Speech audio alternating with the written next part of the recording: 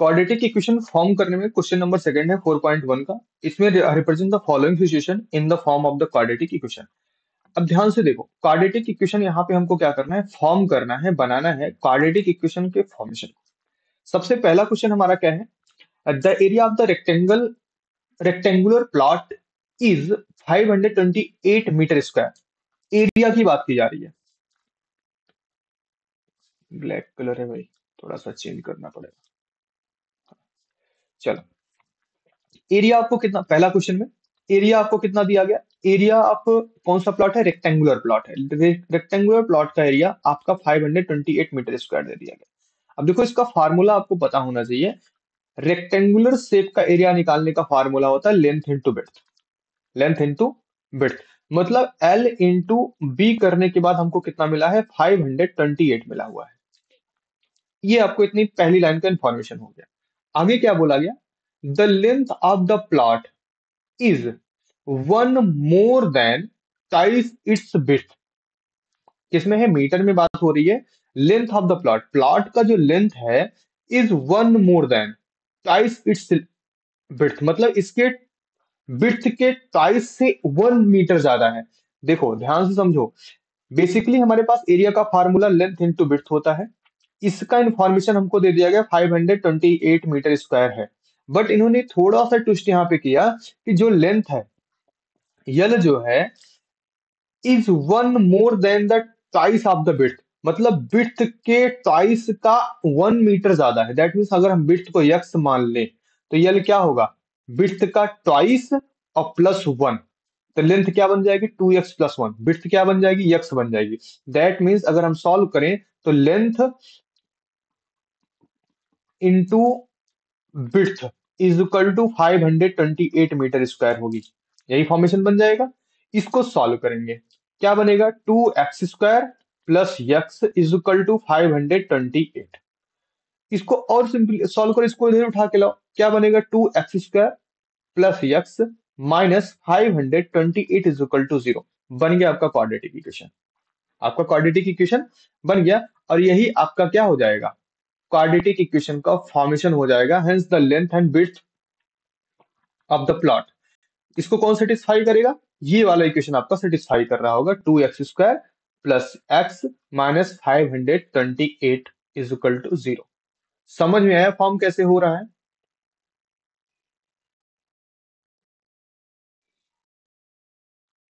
Okay, मैं फिर से नेक्स्ट ओपन स्लाइड करके बताता हूँ, ध्यान से देखो। हाँ ठीक है, चलो ध्यान दो। हमको क्या बोला गया, एरिया ऑफ रेक्टेंगल कितना दे दिया गया, 528 528 मीटर स्क्वायर। ये हमको एरिया दे दिया, किसका, रेक्टेंगल का। हम रेक्टेंगल का शेप बना देते हैं यहाँ पे। रेक्टेंगल का एरिया हमको 528 मीटर स्क्वायर दे दिया। अब हमको मालूम है कि एरिया का, रेक्टेंगल के एरिया का फार्मूला होता है एल इंटू बी। तो मतलब एल जो भी रहा होगा, बी जो भी रहा होगा, उनको मल्टीप्लाई करने के बाद 528 आया। इतना तो हमको समझ में आ गया, ठीक है। बट इन क्वेश्चन में इंफॉर्मेशन क्या दिया जा रहा है, क्वेश्चन में इंफॉर्मेशन दिया जा रहा है कि लेंथ और ब्रेड्थ के बारे में एक रिलेशन दिया जा रहा है कि जो लेंथ है वो ब्रेड्थ के ट्वाइस से एक ज्यादा है। मतलब क्या बोला गया, one more then twice its breadth मतलब ब्रेड्थ लेंथ जो है ये ब्रेड्थ की ट्वाइस से एक ज्यादा है। ट्वाइस का मतलब दो गुना। तो मान लेते हैं ब्रेड्थ हमारा यक्स रहा होगा। अगर ब्रेड्थ हमारा यक्स है तो लेंथ उसका क्या हुआ, ट्वाइस है और प्लस 1 है मतलब मोर देन 1। ठीक है, तो अब हमको लेंथ और ब्रेड्थ मिल गया दोनों की, नहीं मिल गया, हम इसी में पुट कर देते हैं। तो लेंथ कितना है, 2x प्लस 1 है। अब ब्रेड्थ हमारा कितना है, x है, इज इक्वल टू 528 है ना। इसको सॉल्व करेंगे तो 2x² बन जाएगा, यक्स का मल्टीप्लाई करेंगे यक्स बन जाएगा, इज इक्वल टू 528 हो जाएगा।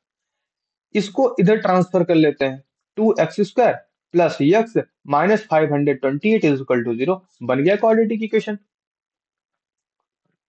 समझ में आया कि नहीं आया, क्लियर। चलिए नेक्स्ट क्वेश्चन पे आते हैं। नेक्स्ट क्वेश्चन हमारा क्या है, second, the product of two consecutive positive integer is 306। Consecutive positive integer, consecutive के बारे में मैंने पहले बताया था जब हम फर्स्ट चैप्टर पढ़ा रहे थे। कॉन्जिक्यूटिव का मतलब लो तो लगातार, दो लगातार नंबर का प्रोडक्ट जो है क्या है, 306 है। We need to find the integers. हमको क्या करना है, क्या पता नहीं, हमको इंटीजर फाइंड करना है। तो अभी तो हमको सॉल्व करने का तरीका पता नहीं, दैट मीन्स हम एक इक्वेशन फाइंड करेंगे जिसको हम इंटीजर बोलेंगे। ठीक है। अब ध्यान से देखो इस क्वेश्चन को भी। बोला गया two consecutive, two consecutive, second question है आपका कॉन्जिक्यूटिव। तो वो नहीं बन रहा है भाई, कॉन्जिक्यूटिव,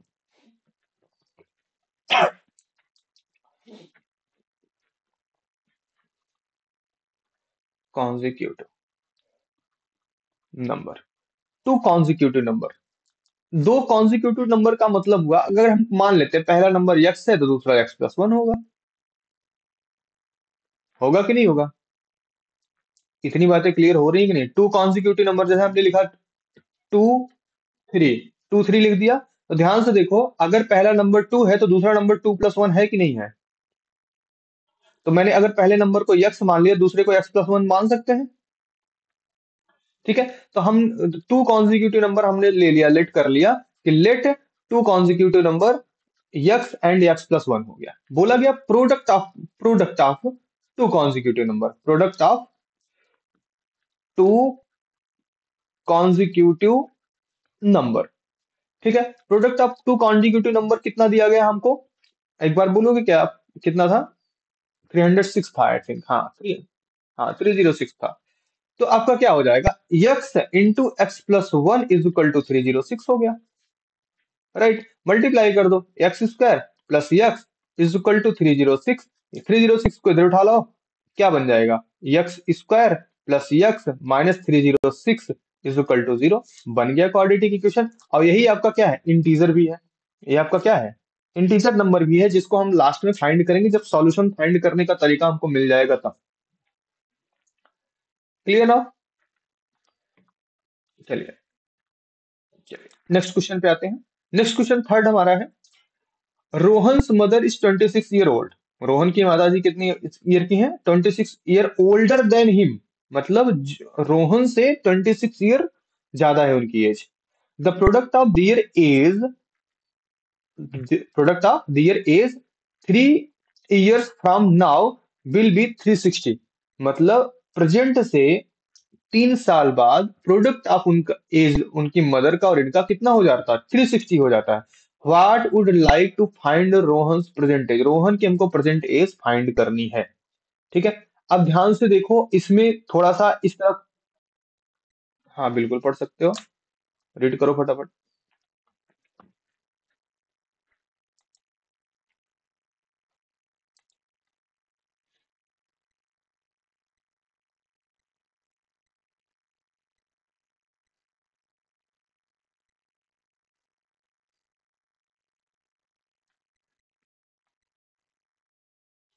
चले, तो क्वेश्चन पे आते हैं। तो ध्यान से देखना इस क्वेश्चन को थोड़ा सा ट्विस्ट किया गया, घुमाया गया है। अब बहुत ध्यान से पढ़ोगे तो बहुत ज्यादा टफ भी नहीं है, एकदम सिंपल सा क्वेश्चन है। बोला गया Rohan's mother is 26 year older than him. Mohan की मदर जो है 26 ईयर ओल्डर है किससे, रोहन है ना, रोहन से। तो सिंपल सी बात है, हम मान लेते हैं कि रोहन की प्रेजेंट एज कितनी है, यक्स ईयर है। अगर रोहन की प्रेजेंट एज यक्स ईयर है तो ये हो गया रोहन, है ना।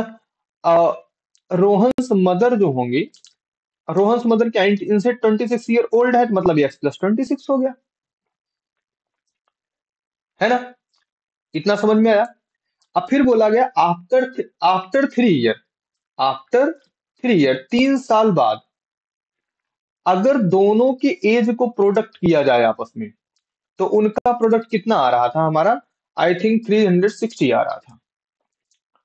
ठीक है। अब लेकिन अब देखो आफ्टर 3 ईयर में तो रोशन की भी तो 3 ईयर इंक्रीज कर जाएगी, उनकी मदर की भी तो 3 ईयर इंक्रीज कर जाएगी, दोनों की इंक्रीज होगी। मतलब रोहन की एज जो होगी वो एक्स प्लस थ्री हो जाएगी, और रोहन मदर की जो एज होगी वो यक्स प्लस 26 में भी 3 ईयर इंक्रीज कर जाएगा। दैट मीन्स ये हो गया यक्स प्लस 29 हो जाएगा। होगा कि नहीं होगा? अब इनका इनका दोनों का प्रोडक्ट 360 है, तो मतलब x plus three product by x plus 29 is equal to क्या हुआ, 360 हो गया।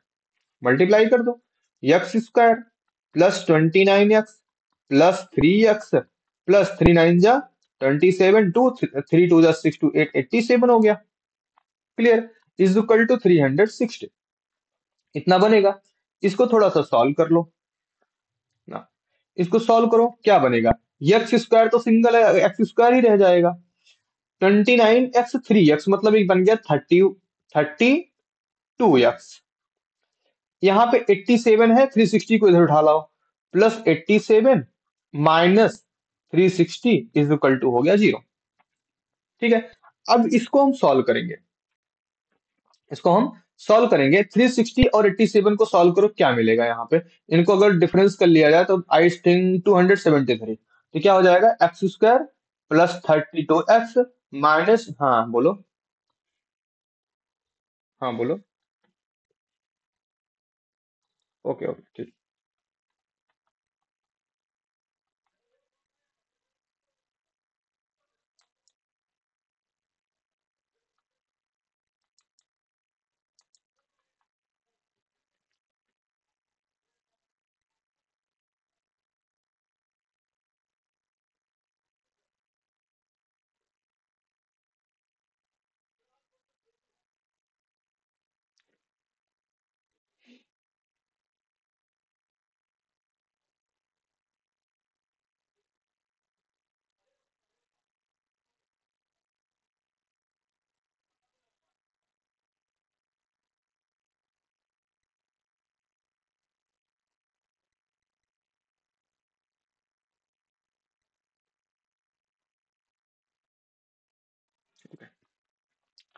तो अब देखो इनका क्वाड्रेटिक इक्वेशन क्या बन गया, x square plus 32 minus 273 is equal to 0।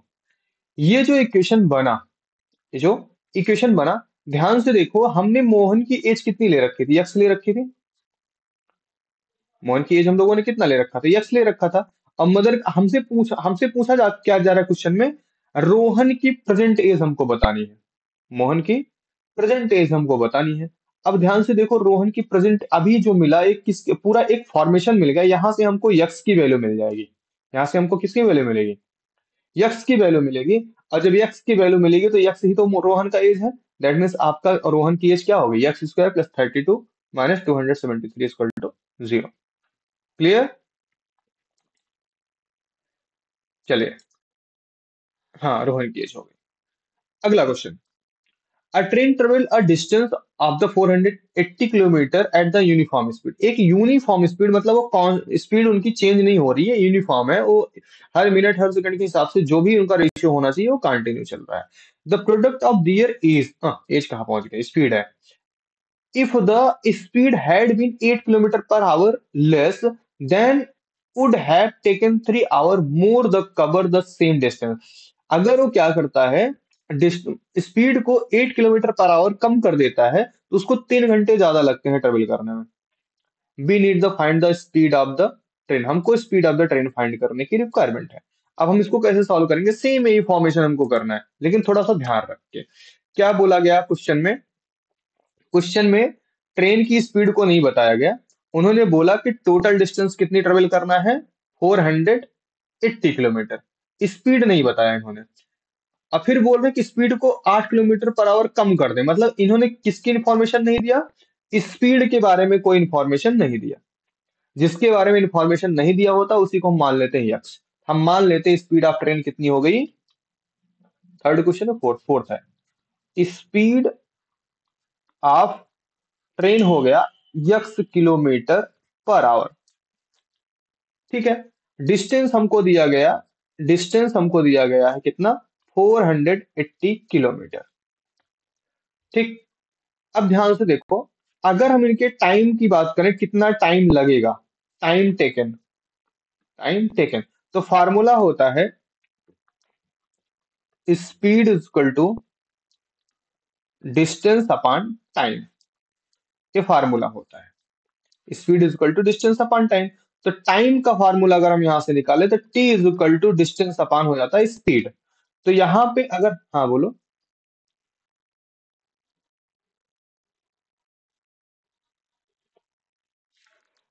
इसको तो फॉर्मूला है आपका फिजिक्स का, छोटे क्लासों में पढ़ाया जाता है, speed is equal to distance upon time. हाँ तो बस हम इसी का यूज करने वाले हैं। स्पीड आपको नहीं दिया गया था ट्रेन का, हमने उसको यक्स मान लिया।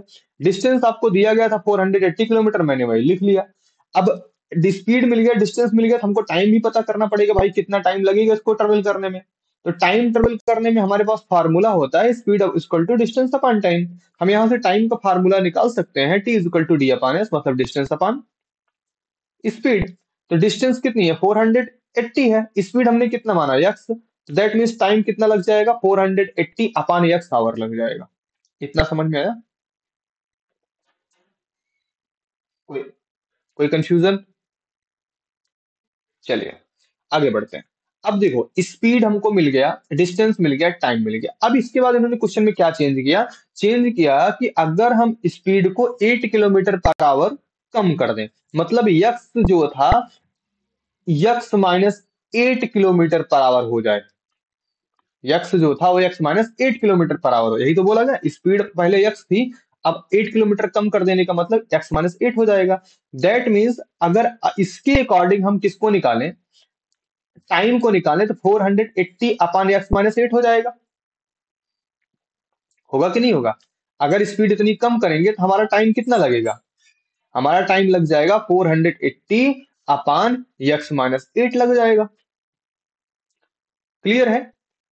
अब क्वेश्चन में एक चीज और इंफॉर्मेशन दी गई है कि अगर इस तरह होता था, बी टेक 3 आवर मोर, मतलब हमको 3 घंटे एक्स्ट्रा लगते हैं। 3 घंटे एक्स्ट्रा लगने का सेंस क्या हुआ कि जो पहले वाला जो टाइम था और जो बाद वाला टाइम था, दोनों का डिफरेंस कितना आ रहा है, 3 आवर का आ रहा है। दोनों का डिफरेंस कितने आवर का आ रहा है, 3 आवर का आ रहा है। हम इनको क्या कर लेंगे, इनका डिफरेंस ले लेंगे, 480 अपॉन एक्स माइनस 8 माइनस क्या हो जाएगा, 480 upon x is equal to 3। समझ आई बातें कि नहीं आई? अब कोई कंफ्यूजन होगा तो पूछ लेना, बाकी हम आगे बढ़े। चलिए, तो क्या होगा, 480 upon x minus 8 minus 480 upon x is equal to हो गया 3। ठीक है, इसको सॉल्व करो। इसको सॉल्व करेंगे तो क्या बनेगा, 480 एक्स माइनस 480 एक्स माइनस 8 अपान टोटल का यक्स इंटू एक्स माइनस 8, ये हुआ क्रॉस मल्टीप्लाई। इसका मल्टीप्लाई हम इधर कर दिए इस तरह से, ठीक है, और इसका मल्टीप्लाई हमने कर दिया इधर में इस तरह से, और डिनोमिनेटर का डिनोमिनेटर से मल्टीप्लाई कर दिया इस तरह से। ये हमारा क्रॉस मल्टीप्लिकेशन हो गया, इजिकल टू हमारा हो गया 3। इसको अगर सॉल्व करेंगे तो क्या बनेगा, 480 एक्स माइनस 480 एक्स प्लस आपका कितना बन जाएगा, 3640 हो जाएगा। और इसको डिनोमिनेटर वाले को सॉल्व करेंगे, डिनोमिनेटर को सॉल्व करेंगे कितना होगा, एक्स स्क्वायर माइनस 8 एक्स हो जाएगा। इजिकल टू हमारा कितना है, 3 है, इजिकल टू 3। अब इसको क्या करो, क्रॉस मल्टीप्लाई कर दो इधर से, तो इधर चला जाएगा, क्या बनेगा, इधर देखो 480 एक्स हो गए खत्म। तो यहाँ पे बचा 3640 is equal to 3 into x square minus 8 x हो गया ये। अब इसको फिर से मल्टीप्लाई करेंगे, क्या बनेगा, 3 एक्स स्क्वायर माइनस 8 एक्स बन गया। इधर बचा है 3640। इसको थोड़ा सा सीधा करके लिख लेते हैं, सीधा करके लिखने पे थोड़ा ठीक दिखेगा। तो 3 x square minus 8 x is equal to 3640। इसको भी इक्वल के इस साइड लेके आओ, 3 x square minus 8 x minus 3640 is equal to 0। ये आपका क्या हो गया, क्वाड्रेटिक इक्वेशन बन गया, और यही आपका फाइनल रिजल्ट हो गया।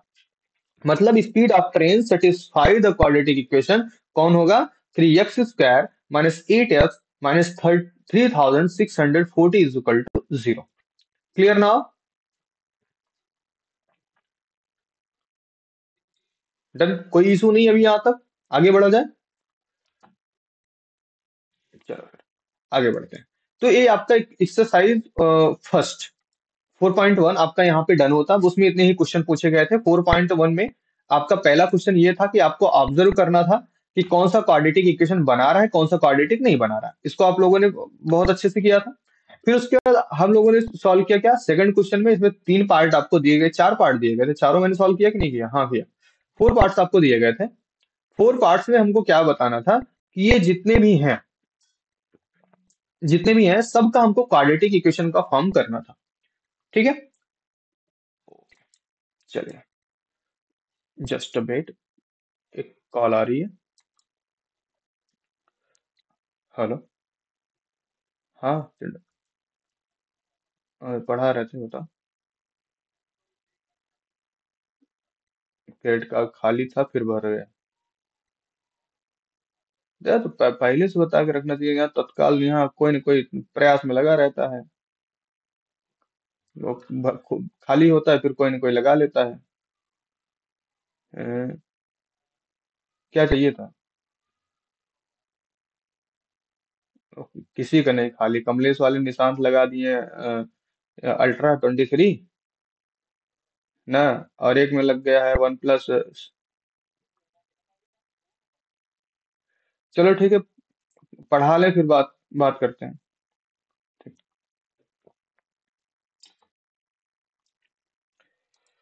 हाँ, चलिए भाई। तो ये तो दोनों क्वेश्चन हमारे हो गए। अब आते हैं इसके अगले टॉपिक पे, हम डिस्कस करते हैं आगे हमको। हाँ बोलो। ओके, तो आगे हमारा क्या टॉपिक डिस्कस करना है, ये आपका हाउ सॉल्व क्वाड्रेटिक इक्वेशन। सबसे मोस्ट इंपॉर्टेंट, अभी तक हम लोगों ने जितना पढ़ा, यहां तक से मोस्ट प्रोबेबिलिटी यही है कि हमारे क्वेश्चंस बहुत कम पूछे जाते हैं। लेकिन इतना आपको जानना और करना आना बहुत जरूरी है कि आपको क्वाड्रेटिक इक्वेशन फॉर्म करना आना चाहिए कि क्वाड्रेटिक इक्वेशन फॉर्म कैसे होते हैं। अगर आपको स्टेटमेंट फॉर्म में कुछ लिखा गया है, तो उसको हम क्वाड्रेटिक इक्वेशन बना के हम क्वेश्चन को सॉल्व कैसे करेंगे। बाकी मैक्सिमम आप टाइप के जो क्वेश्चन आपके स्टार्ट होंगे आने, वो यहां से शुरू होंगे, how to solve quadratic equation. Quadratic equation को सॉल्व करके सॉल्यूशन निकाल के, दैट मीन्स हमको रूट से मेन टारगेट क्या रहेगा, रूट्स। रूट्स कैसे फाइंड होंगे, रूट्स को कैसे फाइंड करके हम आगे काम करेंगे, इस पे डिपेंडेंसी ज्यादा रहेगी। ठीक है, तो सबसे पहला हमारा प्रोसेस होता है फैक्टरिंग। दूसरा हमारा होता है कंप्लीटिंग द स्क्वायर। थर्ड होता है यूजिंग क्वाड्रेटिक फार्मूला। और फोर्थ होता है टेकिंग द स्क्वायर रूट। ठीक है, तो आई थिंक जहां तक हमको पता है कि टेकिंग द स्क्वायर रूट आपके सिलेबस पोर्शन से रिड्यूस किया गया है, बट हो सकता है उसके कुछ उसके रिलेटेड कुछ क्वेश्चंस आए, तो मैं उसको डिस्कस करूंगा। अब पहला वाला मेथड जो फैक्टरिंग था, फैक्टरिंग का मेथड हमने आपको पॉलिनोमियल में सिखा दिया है। पॉलिनोमियल में सिखा दिया है कि जिसमें हम क्या करते हैं, फैक्टर करके उसको सॉल्व कर रहे होते हैं, बट हम यहाँ पे सॉल्व करेंगे।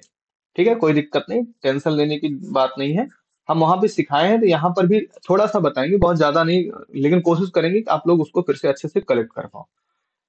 तो फैक्टरिंग का सबसे पहला हम रूल रेगुलेशन कोई नहीं बता रहे, जैसे मैंने बताया था आपको क्या करना है। जैसे एग्जांपल आपका 2x² माइनस एक्स माइनस 6, आपको एग्जांपल दिया गया सिंपल सा। अब इसके लिए हमको क्या करना है, इसको फैक्टर करना। तो फैक्टर करने के लिए हमने प्रोसेस क्या बताया था, 2x² माइनस एक्स माइनस 6 = 0। हमने सिंपल सा बोला था कि आपको कोफिशियंट ऑफ x² और कांस्टेंट को मल्टीप्लाई कर देना है, फिर इनका क्या कर देना है, प्राइम फैक्टर। 2 6 2 3 3 1, 2 × 2 × 3, 2 × 2 × 3। क्लियर? हाँ, तो इसको हम इस तरह से लिख सकते हैं। जब इस तरह से हमने लिख दिया, अब हमको क्या करना, अरेंज करना है। मिड में हमको क्या चाहिए, -1 चाहिए। मिड में क्या चाहिए, -1 चाहिए। तो हम हमारे पास ये थ्री नंबर्स हैं, इनके प्रोडक्ट की हेल्प से हमको ऐसा प्लस या माइनस करना है कि ताकि हमको क्या मिल जाए, -1 मिल जाए। अगर हम इन दोनों को अलग कर लें, 4 लिख लें, और इसको 3 को अलग लिख दें, दो नंबर हमारे पास बन गए। इनका प्रोडक्ट करेंगे तो 12 आएगा, हमारा ये सेटिस्फाई हो गया। पहला प्रोडक्ट करने पे हमारे ये नंबर मिलना चाहिए, ये वाला नंबर, ये तो सेटिस्फाई हो गया। हाँ हाँ हाँ हाँ, इसी मेथड से आप करोगे तो ज्यादा बेटर रहेगा। ठीक है,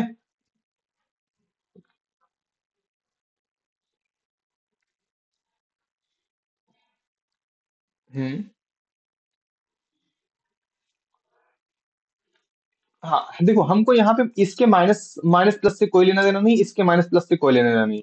सिर्फ हमको कोफिश किसमें, हाँ जब हम मल्टीप्लाई कर रहे होंगे, जब हम ये फर्स्ट स्टेप कर रहे होते हैं, तो हमको सिर्फ यहाँ का कोफिशिएंट चाहिए, यहाँ का कांस्टेंट चाहिए। कौन से सिंबल के साथ है, आई डोंट नो। ठीक है, तो coefficient of x square and constant को आपस में मल्टीप्लाई किया मैंने, देखो 12 आ गया।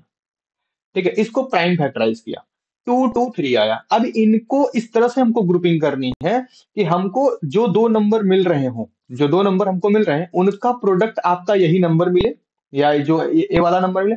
और बाद में चाहे इनका प्लस करो या डिफरेंस करो, दोनों के लिए आप फ्री हो, चाहे प्लस करो या डिफरेंस निकालो। तो हमको रिजल्ट में इसका कोफिशिएंट मिलना चाहिए, यक्स का कोफिशिएंट मिलना चाहिए। यक्स का कोफिशिएंट कौन है, -1 है। तो हमको 4 और 3 की हेल्प से क्या चाहिए, -1 चाहिए। तो एक ही ऑप्शन है, 3 में से अगर हम 4 को सब्ट्रैक्ट करें तो हमको -1 मिल जाएगा। होगा कि नहीं होगा। अगर हम 4 से 3 को सब्ट्रैक्ट करते तो हमको +1 मिलता। हमको +1 चाहिए नहीं, हमको -1 चाहिए। तो 3 से 4 को सब, यक्स की वैल्यू नहीं, यक्स का कोफिशिएंट। हाँ, यक्स का कोफिशिएंट क्या है, माइनस है। तो दैट मीन्स हमारे पास कौन मिला, 3 - 4 का प्रोसेस मिल गया। तो हम क्या करेंगे, 3 - 4 को पुट करेंगे एक जगह पे। देखो, ये नंबर गायब हो गया, x और 6। तो अब क्या करना हमको, 2x² यहां पे हमको पुट करना क्या, -3x +4x। कर सकते कि नहीं कर सकते। देखो कैसे किया मैंने, हमने बोला कि -1 की जगह पे क्या चाहिए, हमको 3 - 4 किए थे हम लोगों ने ना। 3 - 4 किया तभी तो -1 मिला था। तो -1 की जगह पे हमने क्या लिखा, 3 - 4, यक्स अपनी जगह पे, 6 अपनी जगह पे, 0। हाँ। हाँ आ रही बताओ। नहीं, ठीक है। तो माइनस हो गया, माइनस -1 की जगह पे हम लोगों ने क्या किया था, 3 - 4 किया था। तो देखो 1 की जगह पे मैंने इसको पुट कर दिया, और पूरा कोफिशिएंट बन गया किसका, यक्स का। हो गया कि नहीं हो गया।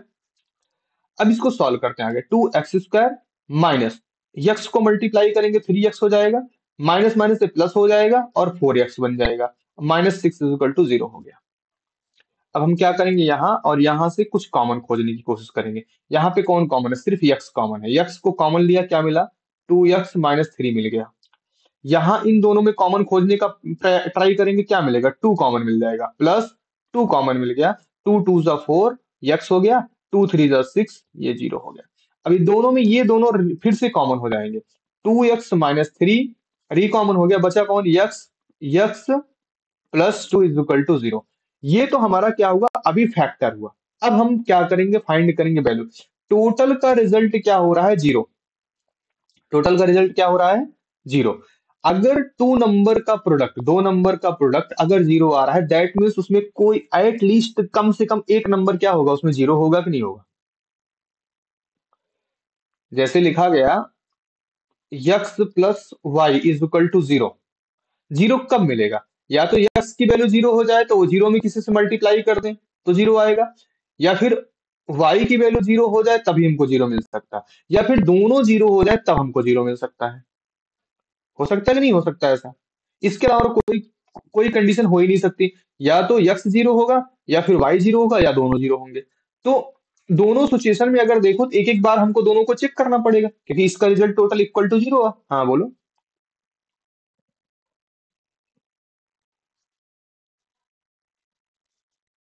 हाँ,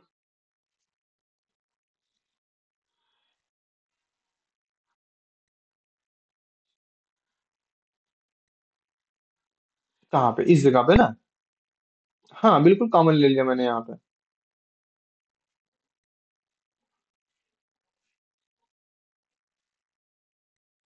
तो सारा अभी तो मैं कितनी बार इस चीज को रिपीट कर चुका हूँ आप लोगों को। कॉमन का मतलब होता है क्या करना, उस टर्म को डिवाइड कर देना। मल्टीपल टाइम इस चीज को रिपीट कर चुका हूँ, और बहुत छोटी चीजें क्लास 6 7 में सिखाई जाती हैं। मल्टीपल टाइम रिपीट हो चुका है कि 2x² - 3x है।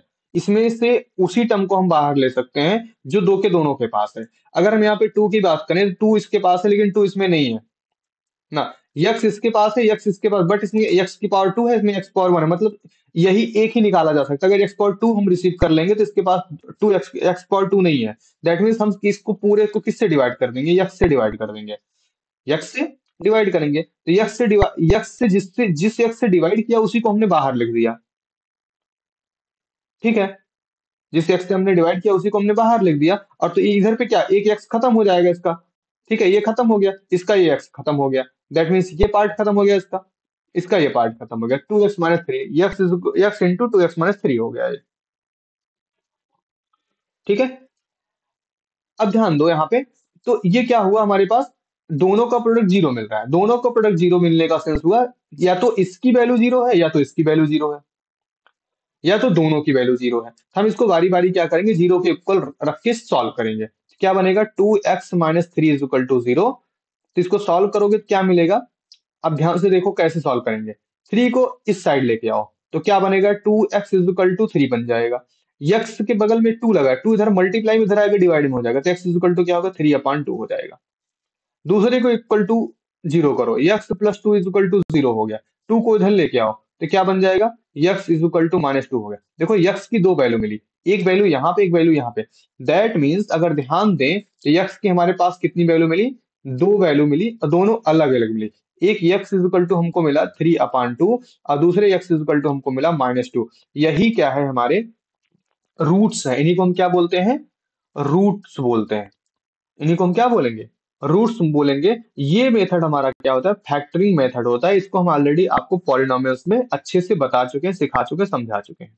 तो इसके बेसिस पे आपके क्वेश्चंस आएंगे। क्लियर।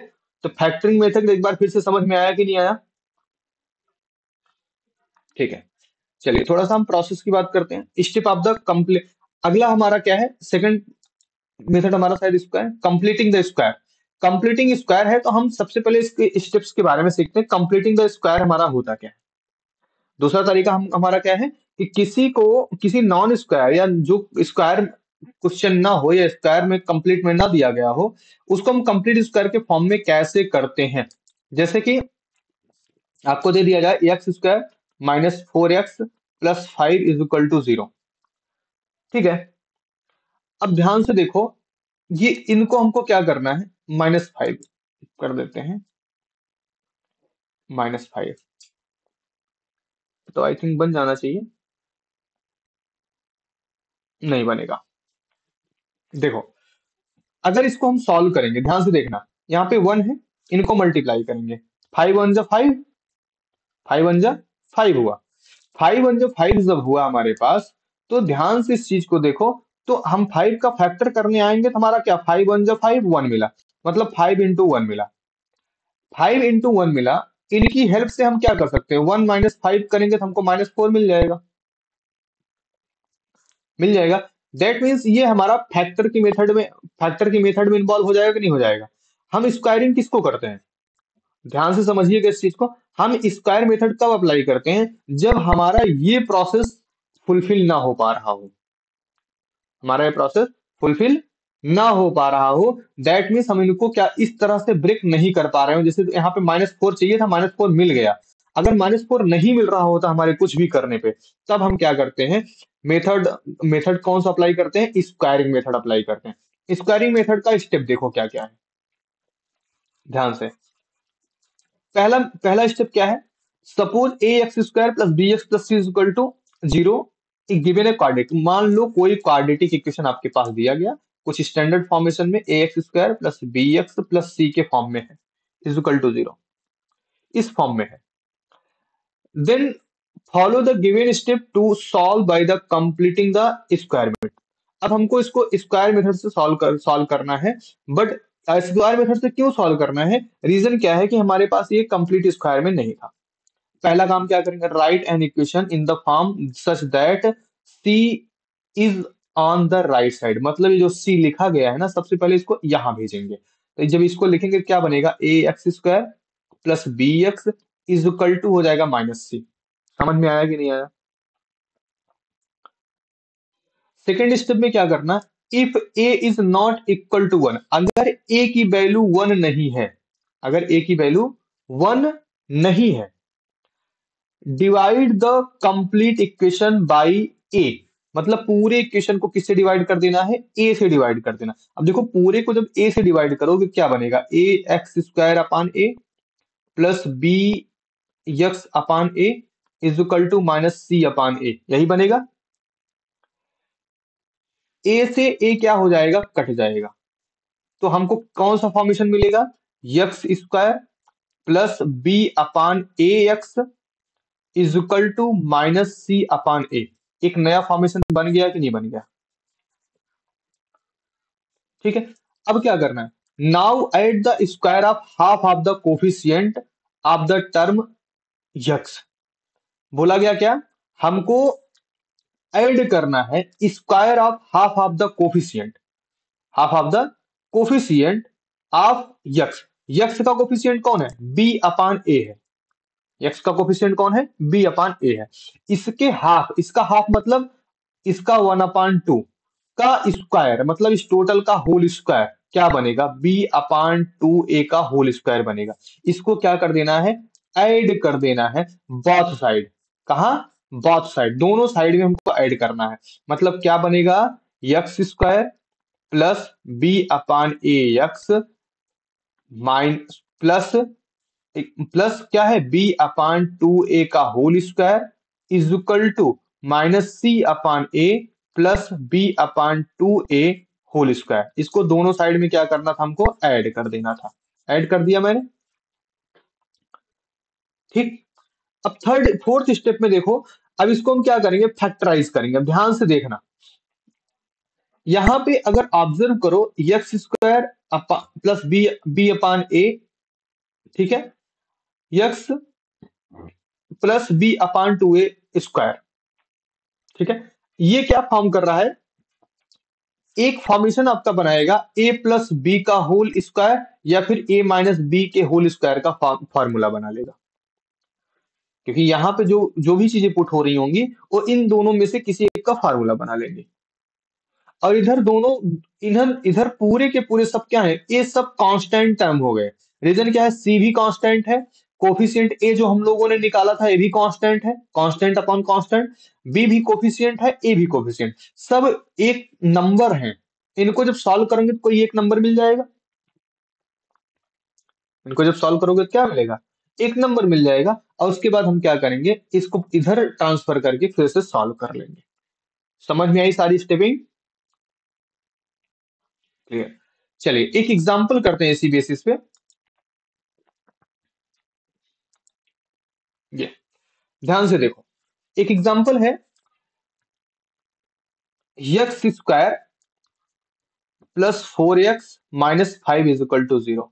अभी देखो मैंने इसको माइनस फोर पे लिया था तो स्क्वायर बनाने की कंडीशन नहीं हो रही थी, प्लस फोर हो गया तो फाइव आएगा, फाइव का फैक्टर करोगे फाइव और वन मिल जाएगा। अब देखो यहाँ पे b is equal to four है, c is equal to minus five. हाँ बोलो, तो ध्यान से देखो, x square plus four x minus five is, हाँ, तो यहाँ पे दिया गया है, अगर हम इसको चाहे फैक्टर मेथड से करने को तो हम इसको कर सकते हैं, फाइव वन जा फाइव, वन, यहाँ पे हमको मिला फाइव इंटू वन, हम दोनों को अलग अलग कर लें, five minus one is equal to four मिल जाएगा और फाइव इंटू वन हमको फाइव भी मिल जाएगा, हमारा फॉलो हो जा रहा है। मतलब हम क्या लिख सकते हैं इसको, x square plus five minus one x minus five is equal to zero, एक पुराना वाला मेथड जस्ट पीछे, फैक्टराइजेशन मेथड। फैक्टराइजेशन मेथड से हम इसको सॉल्व करना चाहें तो कर सकते हैं। अब ध्यान से देखो, अगर हम इसको करते हैं तो क्या दिक्कत क्रिएट होती है या कोई दिक्कत नहीं क्रिएट होती। अभी फैक्टराइजेशन कर रहे हैं हम, इस मेथड पे नहीं आए हैं। X square plus five x minus five is equal to zero, ठीक है। अगर हम एक्स कॉमन लेते हैं तो क्या बनेगा, एक्स प्लस फाइव बनेगा, यहाँ माइनस वन कॉमन लेते हैं तो एक्स एक्स प्लस फाइव बनेगा इज इक्वल टू जीरो। तो एक्स प्लस फाइव और x minus one is equal to zero, that means ये पूरा सॉल्व हो गया। तो इस क्वेश्चन को हम फैक्टराइज मेथड से भी सॉल्व कर सकते हैं, बट अगर आपको बोल दिया जाए कि इसको स्क्वायर मेथड से सॉल्व करोगे तो कैसे सॉल्व करना है, ध्यान से देखो। हम इसको इरेज कर दे रहे हैं, खाली समझाने के लिए बोला था यहाँ पे। तो इसको फैक्टराइजेशन मेथड से कर सकते हैं। अब आते हैं अपने मेन मेथड पे जिसको हम पढ़ रहे हैं। इस मेथड की अगर हम बात करें, ठीक है, इस मेथड की अगर हम बात करें तो ध्यान से देखो, हमने सबसे पहले क्या बोला था कि सी को भेज देना है आउटसाइड, तो x square plus 4x is equal to 5 हो जाएगा। होगा कि नहीं होगा?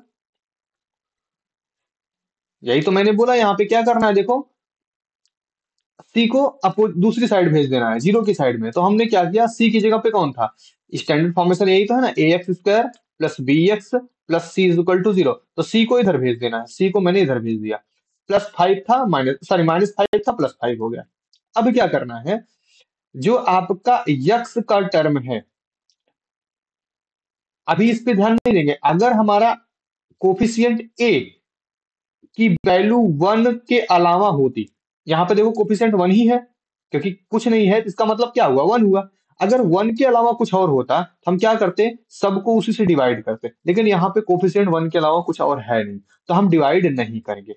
लेकिन एक चीज है, हमको अगले स्टेप पे अगर आए तो हमको यह इस पे ध्यान देना होता, थर्ड स्टेप में।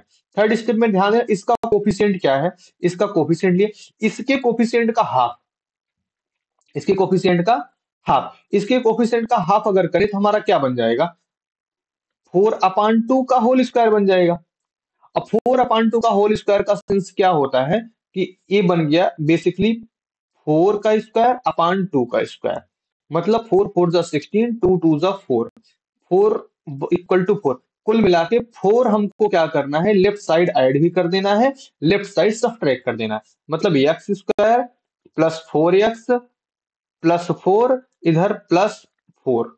समझ आया कि नहीं आया इतना? क्लियर? अब इसको और ध्यान से देखो, इस टर्म को, इस टर्म को अगर आप ध्यान से देखोगे, इसको हम लिख सकते हैं x square plus 2 into x into 2 plus 2 की पावर 2 इज इक्वल टू 9 लिख दिया, इसको 5 और 4 ऐड कर दिया।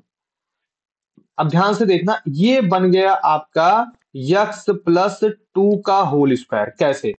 क्योंकि हमारे पास फार्मूला होता है ए प्लस बी का whole square is equal to a square plus 2ab plus b square. अगर हम इस हिसाब से इसको एक्सपेंड करें यक्स प्लस 2 को, तो देखो यक्स प्लस 2 को एक्सपेंड करेंगे क्या मिलेगा, यक्स स्क्वायर प्लस 2 इंटू ए की जगह पे कौन यक्स, बी की जगह पे कौन 2 प्लस 2 का स्क्वायर। देखो यही टर्म ये बना है कि नहीं बना है? बन गया।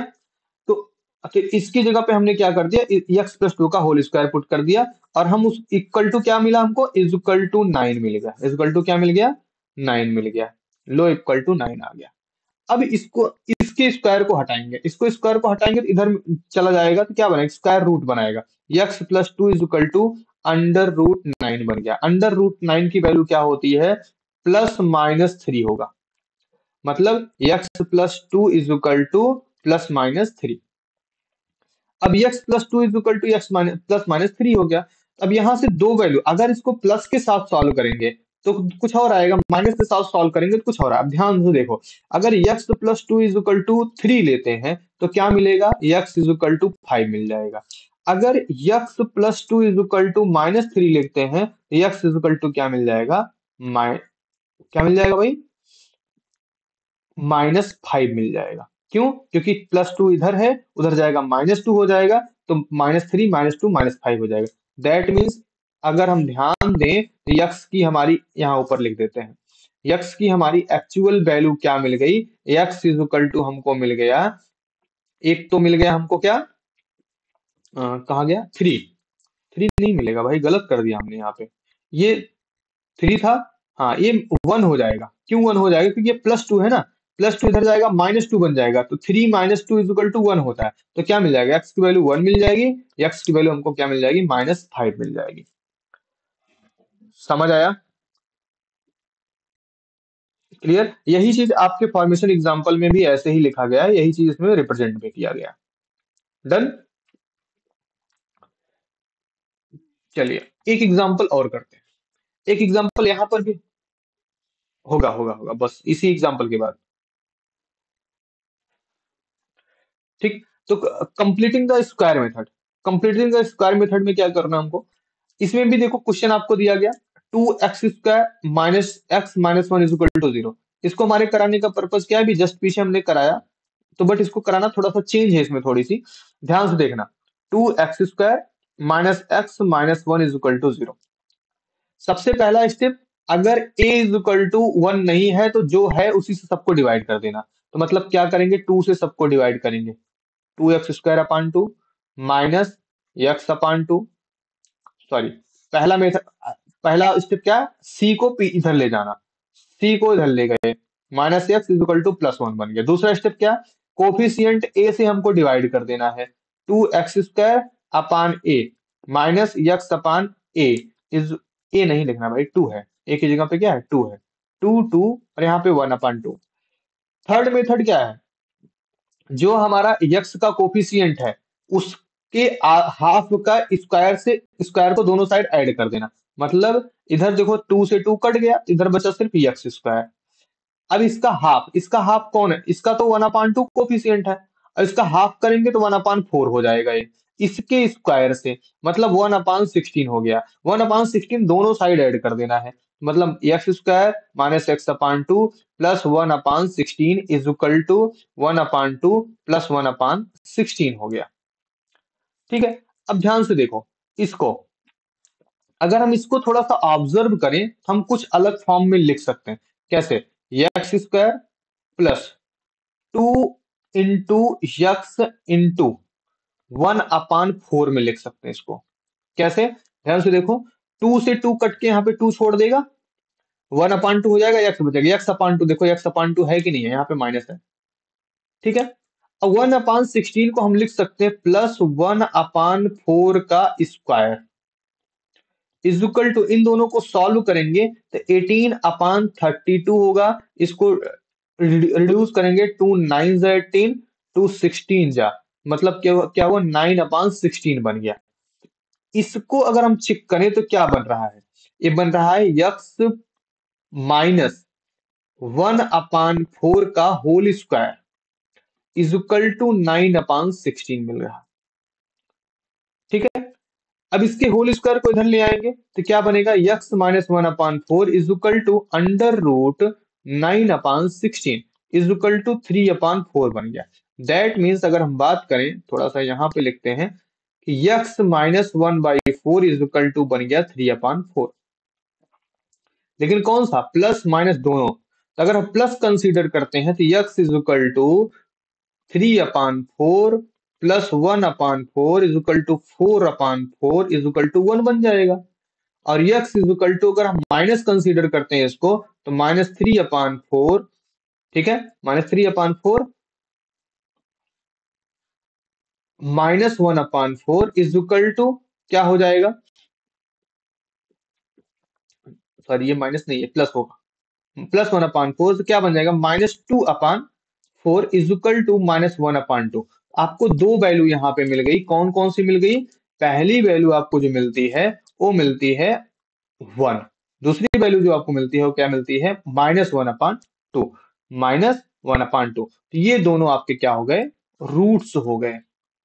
ठीक, तो इस तरह से भी हम क्वेश्चन को सॉल्व करेंगे। अब देखो इसको अप्लाई करने का मेन रीजन क्या होता है, जैसे 1 2 जा 2 किया हम लोगों ने, 1 2 जा 2 कर लिया। तब ऐसी सिचुएशन में हमारे पास कभी कभी ऐसा होता है ना कि हमारे कोफिशिएंट बन नहीं रहे होते हैं, इसको फैक्टराइजेशन से भी कर सकते हैं हम, ऐसा नहीं कि हम फैक्टर से नहीं कर सकते हैं, फैक्टराइजेशन मेथड से भी हम इनको सॉल्व कर सकते हैं। लेकिन हमेशा नहीं, कुछ सिचुएशन ऐसी होगी जहां फैक्टराइजेशन फेल हो जाएगा, और जैसे ही फैक्टराइजेशन, हाँ बोलो,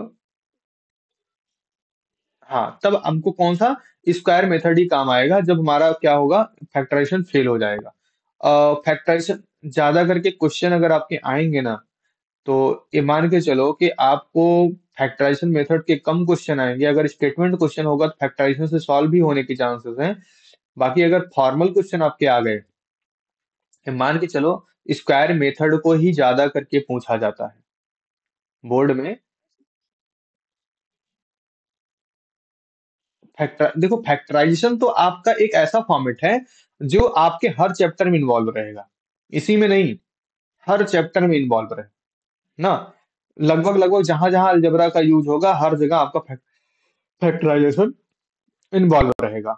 बट क्या है, जो आपका स्क्वायर मेथड है और इसके बाद आपका जो एक मेथड अभी और थर्ड वाला जो हम बताने वाले हैं, ये दोनों मेथड इस चैप्टर में अगर फॉर्मल क्वेश्चन पूछा गया तो इसके बेस पे पूछा जाएगा, और अगर थोड़ा इससे और सही क्वेश्चन पूछा गया तो आपका थर्ड मेथड पे पूछा जाता है, यूजिंग क्वाड्रेटिक फार्मूला।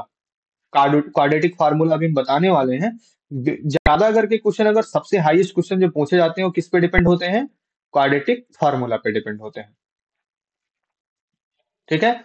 अब बाकी अगर नॉर्मल क्वेश्चन पूछे जाने हैं तो कंप्लीटिंग द स्क्वायर पे पूछे जाएंगे, और एक आध नंबर के क्वेश्चन पूछे जाएंगे, ऑप्शनल टाइप का वन वर्ड पूछा जाएगा तो हो सकता है फैक्टरिंग में पूछ लिया जाए, बाकी चांसेस कम ही कम होते हैं। ओके, चलिए आगे बढ़ते हैं।